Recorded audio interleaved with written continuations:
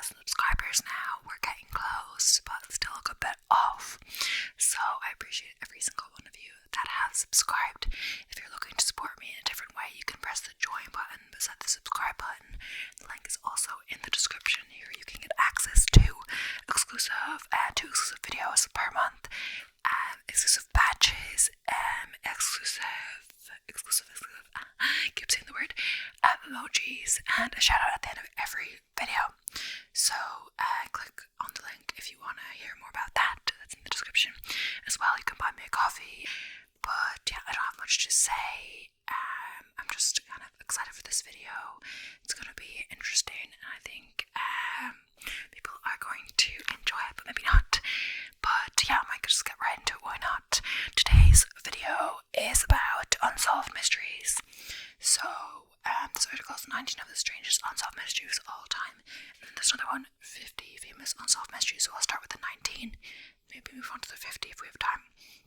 Let's look at the 50, and some of them are ones like that I've maybe talked about in certain videos, in true crime videos, etc. I might skip the ones that I've already done or something like that. As well with these is that some of them could be like kind of true crime, like their own true crime video, but I think some of them I've looked into, but there's not much information about them, like not enough to do a whole video about, but enough to do one of these videos about, if you know what I mean. Or if you want more information about that and you think it would make a good full video, make sure to comment that as well. I think like all sorts of ASMR who have got some ideas over the time I've been doing this from has done a video like this, and some other people have done a video like this, but it's kind of like a true crime video, but it's like all of them, like the shorter cases, and like bunched into one, so you get some variety.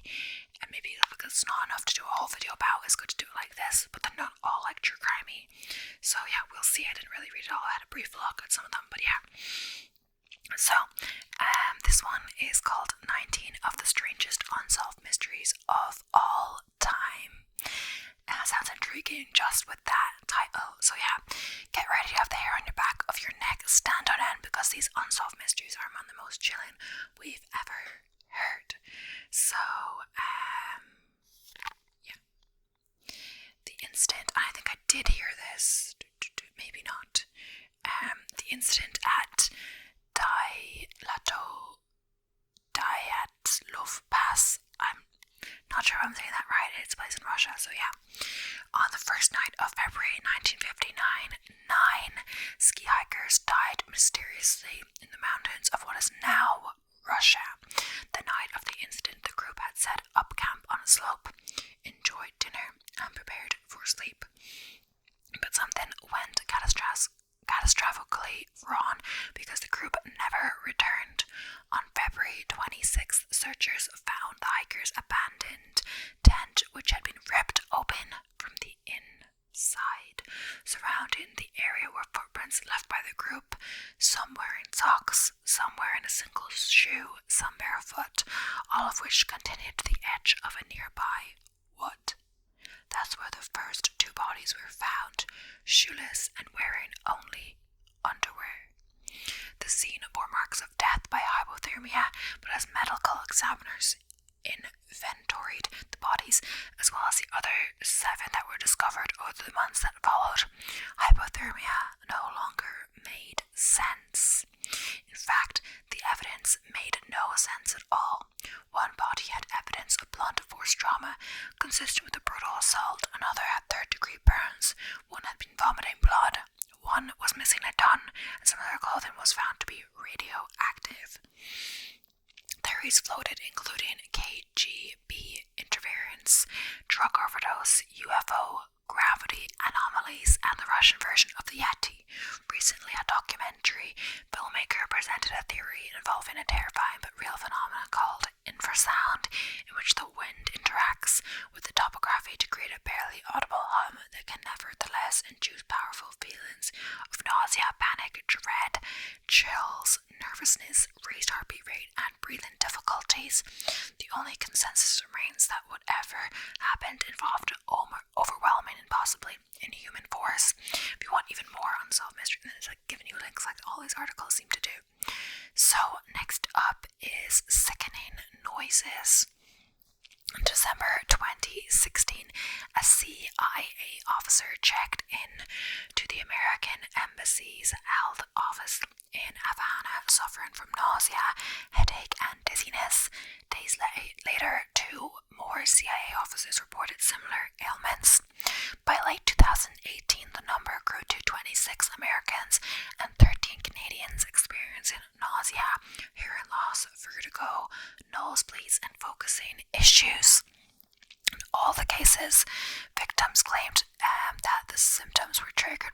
strange noise they'd heard at their homes or hotel rooms. One person said the noise was high-pitched, and they described a beam of sound pointed into their rooms. Some insisted the noise more closely resembled marbles rolling along the floor. The illnesses confounded medical experts. Doctors at the University of Pennsylvania who examined some of the victims diagnosed concussion-like symptoms but found no signs they suffered concussions. We know that what you must be thinking, the Cuban government is up to something, right? The Cubans vehemently denied they're responsible. Many American investigators believe them. That's because they still don't know who or what made the victims sick. Was it a new type of weapon? The CIA claims it doesn't know of any weaponry that caused these symptoms. What about ultrasound? One theory holds that a pair of covert eavesdropping devices placed too close to each other by Cuban agents may have inadvertently produced such a reaction, like the kind of feedback you hear when someone stands too close to a microphone. But the FBI has found no evidence to substantiate that argument. In fact, ultrasound is above the range of human hearing. Recordings of the sound from some of the victims only added to the confusion. Two scientists studied the recordings, believe they captured the sound of love-lorn male crickets.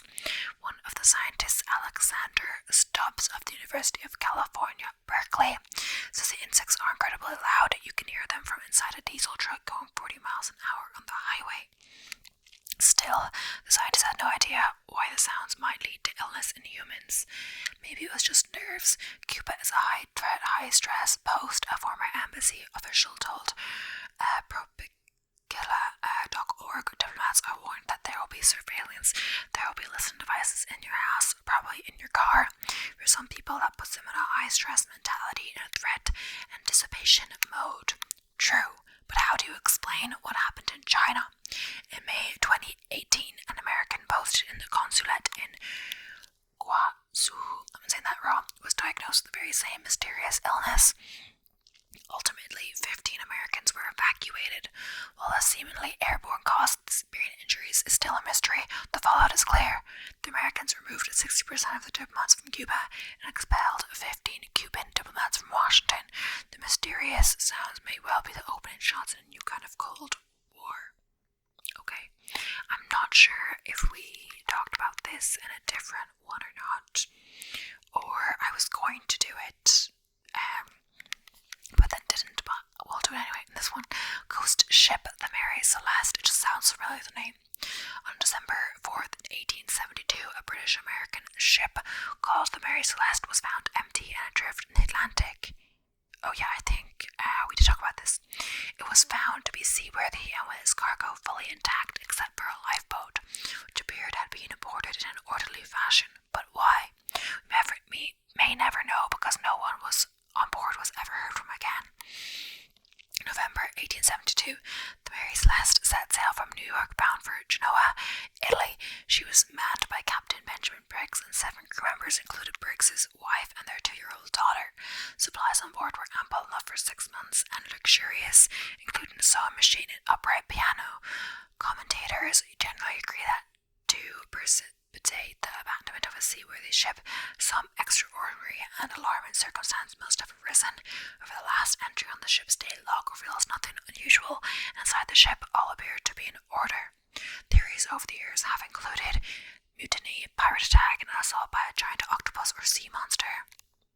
In recent years, scientists have proposed the theory that fumes from alcohol on board caused an explosion that, as a result of a scientific anomaly, did not leave behind signs of burning, but was terrifying enough that Briggs ordered everyone into the lifeboat. Okay. Who and where is D.B. Cooper? And this was as well on the other list that I briefly looked at. The next unsolved mystery, November 24th, 1971. Dan Cooper was a passenger on Northwest Airlines Flight 305 from Portland to Seattle. A 30-minute flight, he was described by passengers and flight attendants as a man in his mid-40s, wearing a dark suit, black tie with a mother-of-pearl tie clip, and a neatly pressed white-collared shirt. He took a seat, lit a cigarette, and probably ordered a bourbon and soda, for which he paid cash. Shortly after takeoff, he handed a note to a 23-year-old flight attendant, who ignored it, assuming it was just the man's phone number. "Miss, you better look at that note," Dan Cooper told her. "I have a bomb."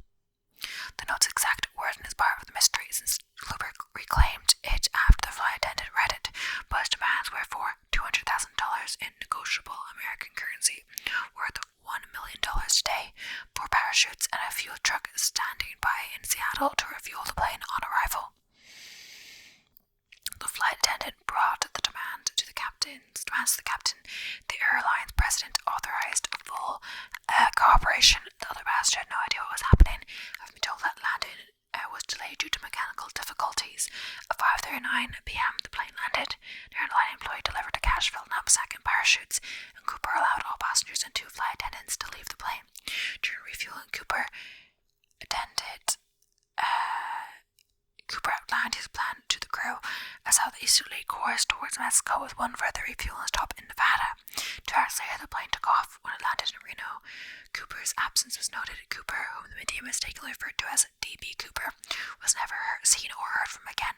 No parachute was found, and the ransom money was never used. In 1980, a young boy on vacation with his family in Oregon found several packets of the ransom money, identifiable by a serial number, leading to an intense search of the area for Cooper or his remains. Nothing was ever found. For a time, it was speculated that Mad Men's fictional Don Draper was the man who would become Cooper. In the real world, a parachute strap was found in 2017 at one of Cooper's possible landing sites, and it says stay tuned. Not sure about that, but yeah. Living statues. So from 1917 to 1928, 500,000 people were afflicted with a ghastly condition that could be part of the plotline of a horror film. The victims, very much alive and conscious, found themselves in inexplicably frozen states, their static bodies prisons for their minds. Encephalitis lethargica, EL, aka the sleeping sickness, first appeared in Europe and quickly spread around the world, reaching epidemic levels in North America, Europe, and India by 1919. About a third of those stricken with the illness died. Of the survivors, nearly half eventually found themselves unable to physically interact with the world around them, all the while fully aware of their surroundings. Though occasionally capable of limited speech, emotion, even laughter, they generally appeared as living statues, totally motionless for hours, days, weeks, or years. The cause is unknown, but one theory is brain inflammation triggered by a rare strain of Streptococcus, the bacteria responsible for many sore throats each year. Science's best guess, the bacteria mutated, provoking the immune system to attack the brain, leaving the victim helpless. Now this explains why the illness disappeared only to resurface sporadically, be it in Europe in the 1950s or in China 10 years ago, when a 12-year-old girl was hospitalized for 5 weeks with the disease. Are such occurrences the new normal, or are they signs that EL could be planning something bigger any day? 2004 analysis of 20 patients with symptoms remarkably similar to EL concluded that whenever ailed them is still prevalent. As such, history's so-called sleeping sickness remains the stuff of nightmares. So yeah, I'm gonna have a quick sip of my coffee. This is quite interesting. Sorry, I did not mean coffee, I meant it's orange juice with a bit of tonic.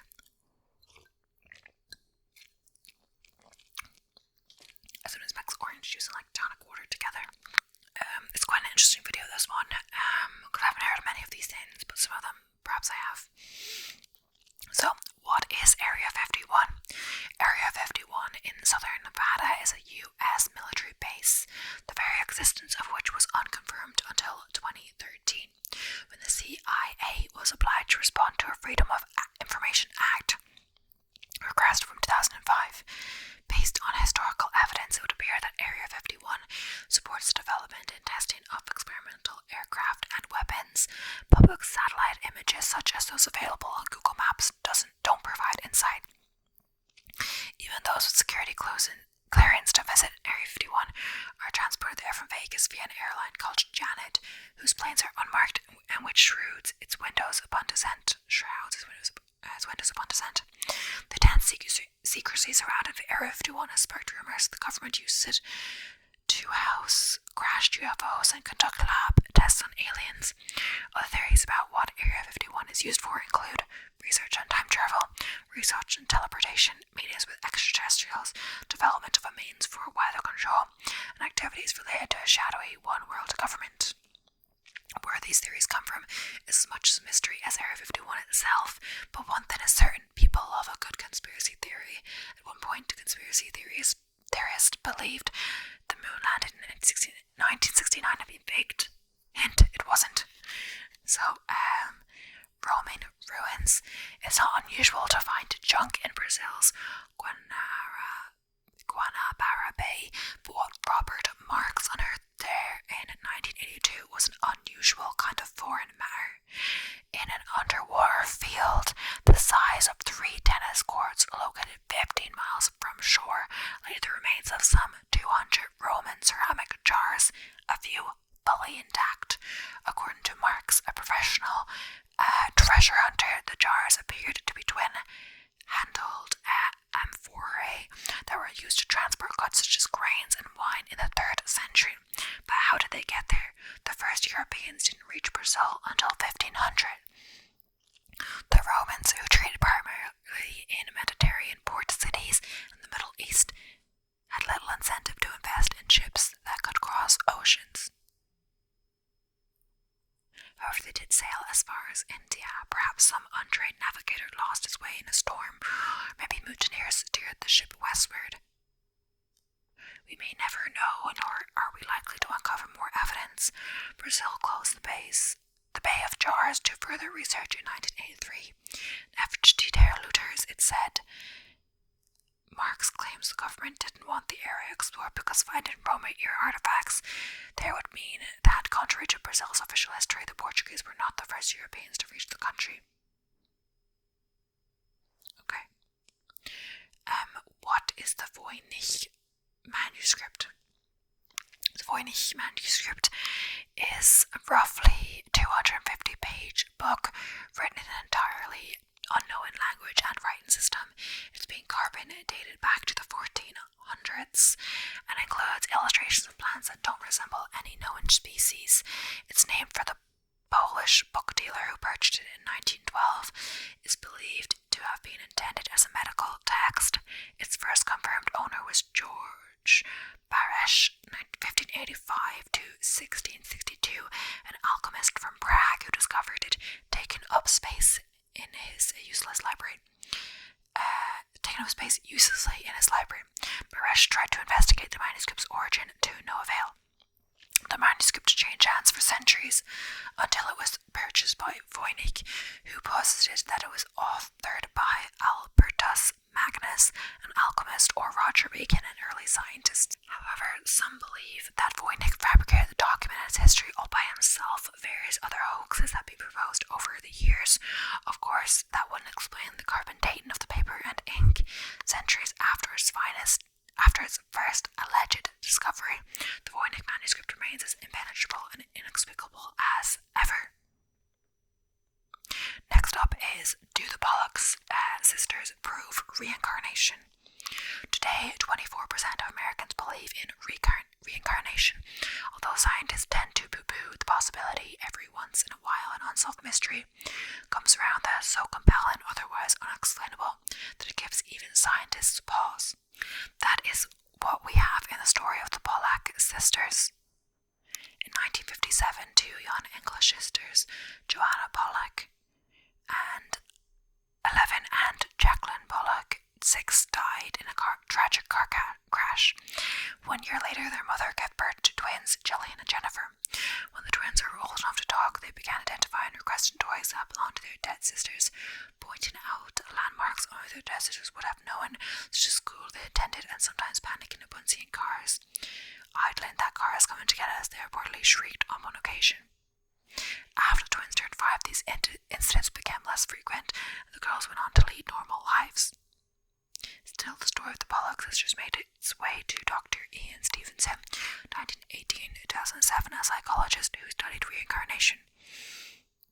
After studying thousands of supposed cases, Dr. Stevenson wrote a book telling of 14 believed to have been real, including that of the Pollock sisters. Okay. It's creepy. But yeah. Where are the Sauter children? The next unsolved mystery is similar to the Pollocks. George and Jenny Sauter of West Virginia were forced to cope not only with the immeasurable loss of their children, but also with the mysterious circumstances surrounding that loss. After the Sauter home burned to the ground on the night before Christmas in 1945, 5 of the 10 Sauter children were still alive and accounted for. But what about the other 5? From all accounts, it would seem they'd vanished into thin air. Notice how we don't say vanished into smoke. That's because in the ruins of the fire, zero physical evidence of the children could be found, which is virtually impossible from a scientific standpoint. That wasn't all that smelled off about the events of that night. Apparently, George tried to save the children who he believed were still trapped inside by using his coal truck, which strangely was inoperable.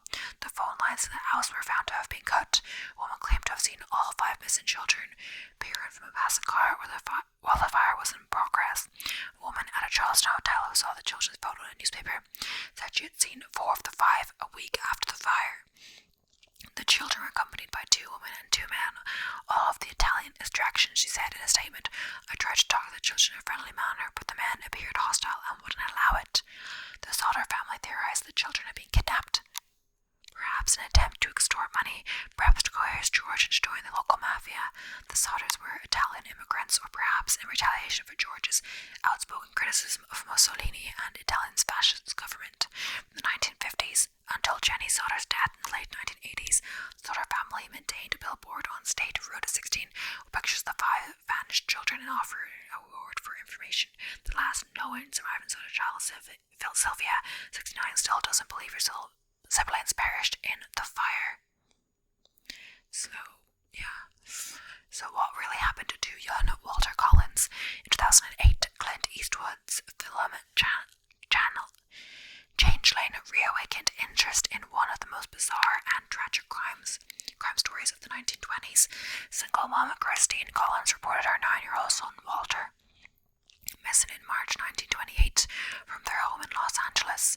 5 months later, the police brought Walter back to Christine, except it wasn't Walter, and Christine knew it. But the LA police dismissed Christine's concerns, going as far as to accuse her of terrible mothering and having her committed to a mental hospital. The real Walter Collins was never found, and over time, authorities came to believe he was one of the victims of convicted child murderer Gordon Stewart Northcott. Although Northcott's mother offered a confession for killing Walter, whatever happened to Walter Collins, his body was never found, and no one ever learned what really happened, nor had it been established with any certainty why the police were so invested in covering up the boy's disappearance. They brought a different job back to Christine and tried to convince her and the rest of the world that it was Walter. Like, couldn't they have done, testing, to see if he was in fact Walter through, DNA or, not sure. The disappearance of Paula Jean Welden. Paula Jean Welden, 18, was a sophomore at Bennington College on December 1st, 1946. The day she told her roommate, Elizabeth Parker, she was going for a long walk, but failed to return. A search focused primarily on Vermont's Lawn Trail, a 270-mile trail that cut through Vermont to the Canadian border, where local witnesses reported having seen her.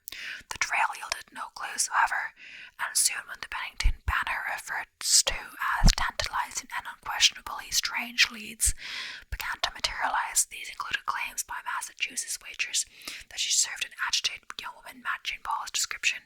Upon listening of this particular lead, Paula's father disappeared for 36 hours, supposedly in pursuit of the lead, but it was nevertheless a strange move that led to his becoming a prime suspect in Paula's disappearance. Soon stories began circulating that Paula's home life was not nearly as idyllic as her parents had told the police. Apparently, Paula had not returned home for Thanksgiving the week prior. She may have been distraught about a disagreement with her father. For his part, Paula's father posited a theory that Paula was distraught about a boy she liked, and that perhaps the boy shouldn't have been a suspect. Over the next decade, a local Bennington man twice bragged to friends that he knew where Paula's body was buried. He was unable to lead the police to any body, however, let alone Paula's, and with no evidence of a crime, no body and no forensic clues, the case grew cold. The theories grew stranger, including those linked to the paranormal. New England author and occult researcher Joseph Citro came up with the Bennington Triangle theory, which explained the disappearance as linked to a special energy that attracts outer space visitors who would have taken Paula with them back to their world. That's a bit far-fetched, But, yeah, so the Flannan Isles Lighthouse disappearances, I think I thought about this. There was, sometimes that gives me an idea, like a ChatGPT or whatever.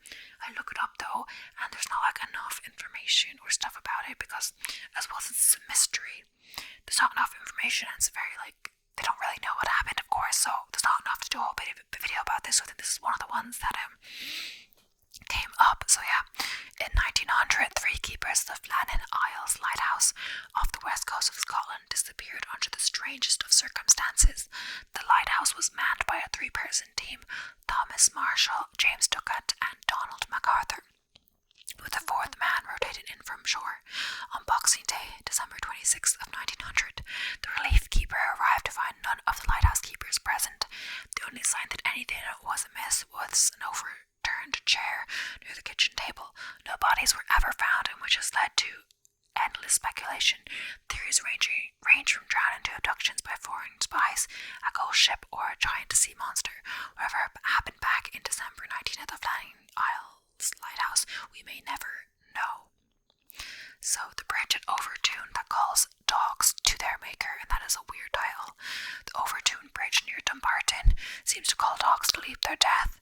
A perfect spot for unsolved mysteries. Since the early 1960s, some 50 cananes have perished and hundreds more have jumped, but survived, reports slate via their Atlas Obscura blog, which some returned for a second leap onto the jagged rocks 50 feet below.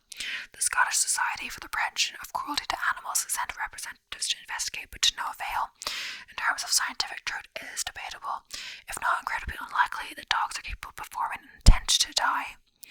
Yet something is luring dogs off that bridge, often from the very same spot, and always on sunny, dry days. Many theories have arisen, including the bridge is haunted. This was a popular theory after a local man threw his baby son to his death from the bridge in 1994. A mink is marking the area with an almost irresistible scent, and a sound anomaly exists at the bridge that only dogs can hear. Whatever is causing this phenomenon, dog owners will be wise to take heed and keep their dogs on leashes. So, the Big Greyman, oh my gosh, I'm so stupid. Anyway, the Big Greyman is a inhuman creature said to haunt the summit and passes of the second highest peak in Scotland, Ben Macdhu, in the native Scottish tongue. The creature is known as Omfar Liamor. And I said I'm so stupid because, so basically I knew my, there's only 30 minutes when I click on the camera. It only lasts 30 minutes recorded at a time, but you can then put it on again. And you should be careful about, how much battery is left in the camera. So usually I can do one video, more than one video with the one camera battery, but I usually, if I'm doing 2 videos in a row, I'll change it so I don't have to stop in the middle of a video. Either way, I knew it was coming, but I got distracted, and what I got distracted was by trying to translate Scottish Gaelic, and similar to Irish, the Irish one, but it's a bit different. But for this one, it's quite similar. So I was trying to translate it, and I was confused. I forgot what Leanne, I was pronounced it wrong, meant in Irish. It's the same in Irish as well. And then I realised it's literally in the title, The Big Greyman. So Omfar Liamor means the Big Greyman, of course. I didn't get that I was in the title first. The main difference is it's like A-M in Scottish Gaelic, but in Irish it's A-N. So, like the Yeti of the Himalayas and Bigfoot, also known as Sasquatch, of the American Pacific Northwest, the Big Greyman has been seen by a few eyewitnesses. What makes the Big Greyman particularly frightening is that his physical characteristics don't resemble that of a bear, and those sightings can't be dismissed as bear sightings. Those who have seen the Big Greyman describe it as an extremely tall, over 10 feet, and human-like, with short hair, broad shoulders, and long arms. Nearly all reports of sightings include the sound of gravel crunching beneath footfalls. Scientists haven't been able to come up with an explanation for the sightings and the accompanying sounds, although psychologists have reported those who have supposedly seen and heard the Big Greyman have been in a state of physical and mental anguish brought on by exhaustion and or isolation. And the last, including this one, the 3 ones have been Scottish ones. So I think maybe it has moved region. That's how the article is going. So the lost colony of Round Oak. I don't say that right, but yeah. In 1587, John White led a group of people from Britain to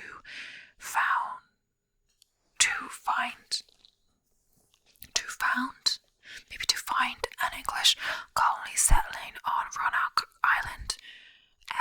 one of a chain of barrier islands now known as the Outer Banks of North Carolina. Oh yeah, that's where Outer Banks was set, the TV show. White left for more supplies, but on his return 3 years later, found the colony meticulously abandoned with all houses and fortifications dismantled with care. Before he left the colony, White instructed the colonists that if they were taken by force, they were to carve a cross into a nearby tree, but there was no cross. The only clue was the word Croatoan, Croatoan, the name of a native tribe allied with the English, which was carved into a post. White took this to mean that the colonists had moved to Croatoan Island, now known as Hatteras. Ensuing investigations turned up claims that the colonists had been slaughtered by the Powhatan tribe, but there is no archaeological evidence of this, and a recent re-examination of the primary sources indicates that any massacre that occurred was not of the particular group of colonists, but rather a group of colonists who had arrived earlier. More enduring theories involve integration between the colonists and the Croatoans or other local tribes, but so far no DNA evidence has possibly identified any descendants of the colony. And says, yeah. So next up is the Circleville letters. In 1976, residents of Circleville, Ohio, began receiving hate mail that has wreaked havoc ever since. The letter is postmarked from Columbus, where invasive and accusatory, highlighting a supposed affair between school bus driver Mary Gillespie and the school superintendent. One letter addressed to Mary's husband Ron threatened his life if he didn't put a stop to the affair. By 1977, the husband was dead. The result was a suspicious one-car crash involving shots fired.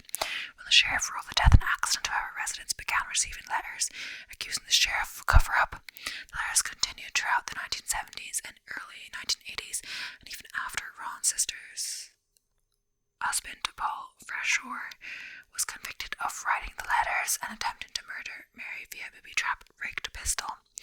Even with the Freshore in prison, however, the letters continued. He even received one himself. In 1994, Freshore was released and maintained his innocence until his death in 2012. The true identity of the Circleville letter writer remains unknown. Some still believe it was Freshore, others believe it was Mary herself, and that she used their letters to concoct and support the perfect murder of her own husband. The Tunguska event. On the morning of June 30th, 1908, 770 square miles of forest in Siberia, Russia, was flattened by what would have appeared to have been an explosion, except that there was no witnesses and no other evidence. The phenomenon known as the Tunguska event has been classified by scientists as a large impact event, which means a recordable impact between two astronomical objects, such as an asteroid and the Earth, in recorded history. Yet no impact crater has ever been found, which would be an important earmark of an impact event. The scientists can only surmise what must have happened, which may be that an asteroid exploded over the Earth, and the destruction that ensued beneath it in Siberia was the result of after effects. So, the disappearance of Malaysian Airlines Flight 370 is a different one. Yeah, so the last of this collection of Unsolved Mysteries took place on March 8th, 2014. While flying from Malaysia to China, a Boeing 777 carrying 239 passengers and crew members seemed to have vanished into thin air. The multinational search effort, the largest in aviation history, has turned up a mere 20 pieces of aircraft debris. The Prime Minister of Malaysia has declined to comment other than to say that the aircraft disappeared over the Indian Ocean. The lack of closure has engendered multiple theories, many of which are considered conspiracy theories, which, according to Harvard professor Cass Sunstein, are a natural product of horrific and disastrous situations because such events make people angry, fearful, and looking for a target. Theories include hijacking, captured by the United States, crew suicide, support the pilot was having marital problems, a fire on board the aircraft, vertical entry into the sea, meteor strike, and even alien abduction. Notwithstanding the passage of 3 years and expenditure of $160 million, scoring thousands of square miles of ocean, the disappearance of Malaysian Airlines Flight 370 and the 239 people aboard remains a mystery.